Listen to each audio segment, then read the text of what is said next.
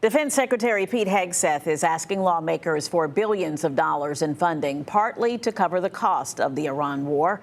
As the war itself escalates, it appears to be expanding into another crucial strait in the Middle East. ABC's Christiane Cordero has more. Today, top Pentagon leaders have a multi-billion-dollar ask on Capitol Hill.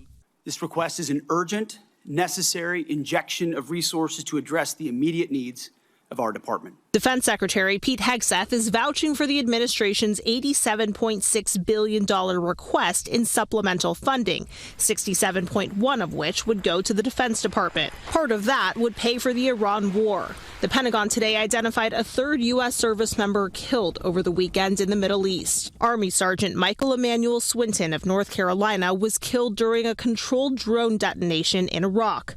House Speaker Mike Johnson says he believes the war's objective has been met and that it's time to, quote, wrap it up. It is a very important objective that I believe we've achieved to ensure that the largest sponsor of state of terrorism does not have a nuclear weapon. Now we got to wrap it up. The war in Iran is in fact ramping up. Back and forth airstrikes are expanding across the region, and now the Iranian-backed Houthis in Yemen are threatening to block Saudi oil from crossing the strait that connects the Red Sea to the Indian Ocean. The White House says it's monitoring. Right in the war. What happens? So far, it hasn't happened. Might happen, but we take care of things. If something like that happens, we take care of it.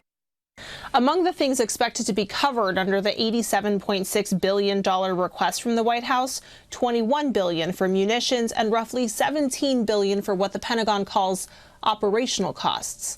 It does not include costs associated with repairing the bases overseas hit by Iran. Christiane Cordero, ABC News, Washington.